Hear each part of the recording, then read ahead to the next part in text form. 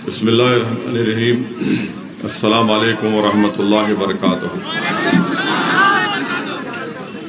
मुअज़्ज़िज़ हाज़रीन इकराम, बुज़ुर्गान क़ौम और मिल्लत, मेरी इज़्ज़तदार माँ और बहनों, गयूर नौजवान साथियों, मोहतरम जनाब अख्तर ईमान साहब, सदर बिहार मजलिस इत्तेहादुल मुस्लिमीन, रुकन असम्बली व उम्मीदवार किशनगंज, मोहतरम जनाब इंजीनियर आफ्ताब साहब, शरीक मोतमद मजलिस इत्तेहादुल मुस्लिमीन, मोहतरम जनाब आदिल हसन साहब, नदीम साहब ज़िला सदर, गालिब साहब ब्लॉक प्रेसिडेंट, जनाब रशीद काज़ाई साहब, महफूज आलम साहब,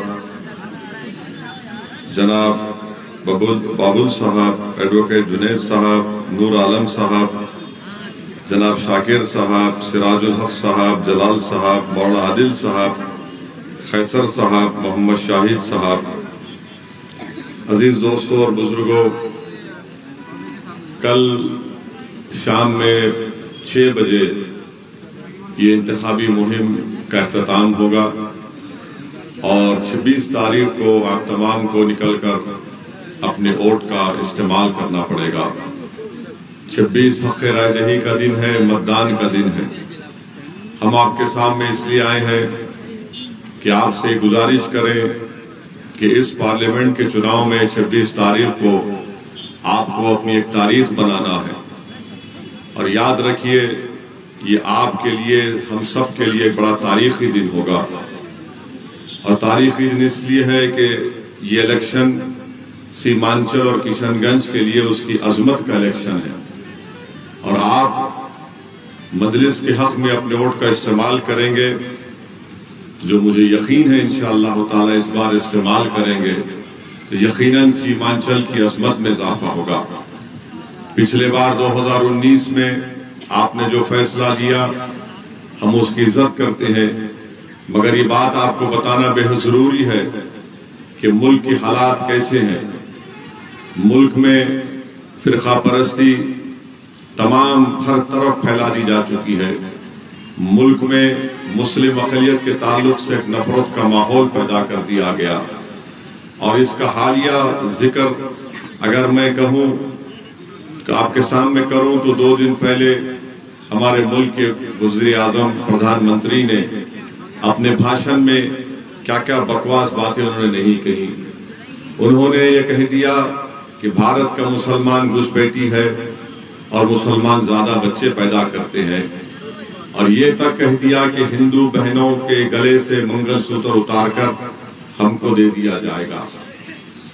इखलाक की मौत, पीलू खान की मौत, राजस्थान में जुनैद नसीर को जिंदा जला देना, बुलडोजर से घर तोड़ देना, पुलिस की कस्टडी में अतीक का कत्ल कर दिया जाना, जेल में मुख्तार अंसारी को जहर दे के मार देना, CAA का कानून, ट्रिपल तलाक का कानून, UAPA का कानून, ये सब चीजें ऐसी हैं जो हमको देखकर अपने वोट का इस्तेमाल करना पड़ेगा। लोग कहते हैं कि मजलिस इत्तेहादुल मुस्लिमीन एक फिरका परस्त पार्टी है। मैं उन लोगों से पूछना चाहता हूं कि बताओ, मेरी तकरीर से या मेरी बयान से ये बता दो कि मैंने किसी एक दूसरे मजहब के खिलाफ कुछ बात कही है। मेरी पार्लियामेंट की तकारीर उठाकर देख लो आप। अख्तर ईमान की जिंदगी एक आईने की तरह आपके सामने है। हाँ, अगर मजलूम अवाम के इंसाफ के लिए लड़ना, अगर फिरका परस्ती है, सीमांचल की जमीन पर बसने वाले लोगों के इंसाफ के लिए लड़ना अगर फिरका परस्ती है तो यकीनन ये फिरका परस्ती पर मुझे फख्र रहेगा। अगर गरीब और मजलूमों के हक के लिए अगर हम नहीं लड़ेंगे तो कौन लड़ेगा? और यही लड़ाई मजलिस इत्तेहादुल मुस्लिमीन की रही। जुल्म चाहे किसी पर हो, जुल्म इंसान पर होता है। मजलिस ये नहीं देखती कि जुल्म अगर मुसलमान पे होगा तो हम चीख मारेंगे और लड़ेंगे और किसी दलित पर होगा तो हम खामोश बैठ जाएंगे।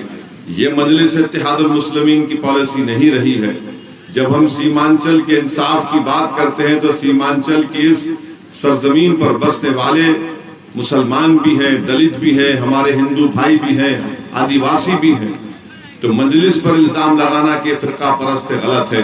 हाँ, देश का प्रधानमंत्री फिरका परस्त है, देश का प्रधानमंत्री फिरका परस्त है, देश का प्रधानमंत्री कम्युनल है। और जब से ये प्रधानमंत्री बने हैं, मुल्क में सबसे ज्यादा अगर हमले किए गए गाय के गोश्त के नाम पर तो मुसलमानों पर, अल्पसंख्यक समाज पर किए गए। बुलडोजर के जरिए घर तोड़ा गया, किसके घर ज्यादा तोड़े गए? अल्पसंख्यक समाज मुसलमानों के घर तोड़े गए। तो मेरे अजीज दोस्तों और बुजुर्गों, 26 तारीख को आपको एक फैसला लेना है, आपको बताना पड़ेगा। जब आप वोट डालने जाएंगे तो आपको मोदी को बताना पड़ेगा कि आप घुसपैठी नहीं है। क्या आप घुसपैठी हैं? कितने लोग कहते हैं घुसपैठी नहीं है? हाथ उठाइए। बस आपको 26 तारीख को जाकर पतंग छाप पर बटन दबाकर ये कहना पड़ेगा नरेंद्र मोदी को कि तुमने हमारी तौहीन की, हमको घुसपैठी कहकर। हम उन लोगों के जानशीन हैं जिन्होंने अंग्रेजों से 200 साल तक लड़ा, और 200 साल लड़ा तो हमने अपनी जानों को कुर्बान किया, अपनी आल औलाद को कुर्बान किया, काला पानी की सजाएं काटी, मुल्क छोड़कर हाजी इमदादुल्लाह महाजिर मक्की को जाना पड़ा, कहां कहीं नहीं गए। काला पानी की सजा अल्लामा फजल खैराबादी ने काटी। अल्लामा फजल खैराबादी रहमतुल्लाह अलैह ने माफीनामा लिखकर नहीं दिया अंग्रेजों को, जिस तरह मोदी के हीरो ने लिख कर दिया था। 6 खत लिखे थे अंग्रेजों को, लव लेटर। अल्लामा फजल खैराबादी का जब रिहाई का खत आया तो अल्लामा फजल खैराबादी रहमतुल्लाह अलैह अल्लाह को प्यारे हो गए। हजरत काफी कौन थे?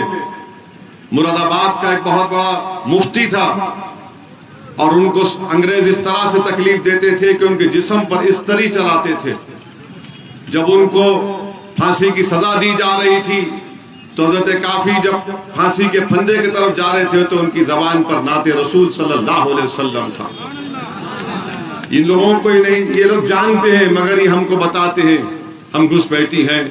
अरे फांसी के फंदे पर हम चढ़ गए, हमारे उलमाओं ने जिहाद का फतवा दिया अंग्रेजों के खिलाफ, क्या क्या कुर्बानियां हमने नहीं दी, उसके बाद ही तो मुल्क को आजाद हुआ। मोदी जी, आरएसएस वालों ने इस देश की आजादी में कोई हिस्सा नहीं लिया, वो तो मिले हुए थे अंग्रेजों के साथ। मगर आज हमको घुसपैठी कहते हैं तो आपको इसका जवाब वोट के जरिए से देना पड़ेगा इंशाअल्लाह ताला। और आपको जवाब मोदी को देना पड़ेगा, उन फिरका परस्त ताकतों को देना पड़ेगा जो कह रहे हैं कि मुसलमान ज्यादा बच्चे पैदा करते। मैं जिम्मेदारी के साथ आपके सामने अर्ज कर रहा हूं, नरेंद्र मोदी की गवर्नमेंट के आदाद शुमार ये बताते हैं कि हमारी बेटियों का, माओं का जो फर्टिलिटी रेट है वो गिरा है, मगर आप हमको ही गाली देते हैं। और मोदी कहते हैं कि पैसा लेकर मुसलमानों को दे दिया जाएगा।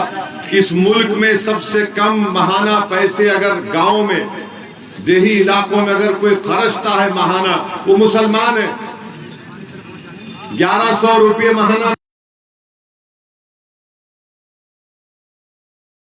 भी हम खर्च नहीं कर पाते अपने घर के खाने पीने की चीजों के लिए। ये नरेंद्र मोदी की हुकूमत खुद कह रही है और इल्जाम हम पर लगा दिया जाता है। तो मेरे अजीज दोस्तों और बुजुर्गों, मेरी आपसे अपील है कि 26 तारीख के दिन अपना एक वोट का इस्तेमाल करिए। अख्तरुल ईमान की कामयाबी नहीं होगी बल्कि सीमांचल की जनता की कामयाबी होगी। और आपके सामने ये भी है कि आज हम देख रहे हैं कि मुख्तलिफ पार्टी, ये कांग्रेस का कैंडिडेट है, कांग्रेस पार्टी हमको फिरका परस्त कहती है, कांग्रेस पार्टी कहती है कि वैसी मजहब की राजनीति करता। तो हम अब बताना चाह रहे हैं कि कांग्रेस पार्टी ने बिहार में एक आकाश कुमार सिंह को लोकसभा में इस इंतखाबात में टिकट दिया। ये आकाश कुमार सिंह जो इलेक्शन लड़ रहे हैं, उन्होंने CAA कानून की तायीद की थी। आकाश कुमार सिंह, कांग्रेस ने टिकट दिया उनको। अब बताइए, कांग्रेस पार्टी हमको गाली देती है। फिर एक अजय निषाद को कांग्रेस ने टिकट दिया जो बीजेपी से आए, बीजेपी के MP हैं। और ये अजय निषाद जब कोविड में मुसलमानों को गाली दे रहा था, कांग्रेस ने तो टिकट दे दिया। एक दीपक यादव है जो बीजेपी के स्टेट सेक्रेटरी हैं, अब राजद के कैंडिडेट है वाल्मीकि नगर से। एक तरफ मोदी के पास अगर कोई करप्ट चले गया, मोदी के पास ऐसी वॉशिंग मशीन है कि वो साफ हो जाता। कोई फिरका परस्त अगर कांग्रेस के पास चला गया तो सेकुलर हो जाता। आखिर कौन सा पाउडर साबुन तुम्हारे पास है, हमको बताओ। अगर हम गरीबों की लड़ाई लड़ रहे हैं तो आप हम पर इल्जाम लगा देते हैं। अब कांग्रेस के सांसद हैं, एमपी है जावेद साहब, वो कहते हैं कि मैंने 5 साल में 1.5 लाख किलोमीटर चला। आप बताइए कोई इंसान 1.5 लाख किलोमीटर चल सकता है? मगर जावेद साहब झूठ बोलने में नरेंद्र मोदी से कंपटीशन में लगे हैं। अब आप बताइए 1.5 लाख किलोमीटर चले, कहां चले? नहीं, कहां चले? आपने देखा उनको चलते हुए? नहीं देखा आपने? वो तो अच्छा हाथ भी नहीं मिलाते हैं, सुनाओ तो। फिर अब आप बताइए, जो नहीं चला, जो हाथ नहीं मिलाता, तो फिर आपकी उंगली क्यों उठना चाहिए उसके वोट डालने के लिए? तो इस बार वैसे से आप पूरे मुत्तहदा तौर पर अख्तरुल ईमान को वोट देंगे इंशाअल्लाह। तो मेरी आप सदवन गुजारिश है कि अपने वोट का सही इस्तेमाल करिए। बल्कि मैं तो जावेद साहब से पूछना चाहूंगा कि आप मुझे 5 काम बता दो जो आपने किशनगंज में करवाए। 5 काम बता दो। तुम सत्ता में थे, Tejashwi deputy chief minister, Nitish Kumar मुख्यमंत्री, कांग्रेस के लोग मंत्री थे, तुमने क्या किया उस काम बता दो। उस वक्त में तुमने किशनगंज की इस पार्लिमानी हल्के के लिए आपने क्या काम करवाया, बता दो हमको।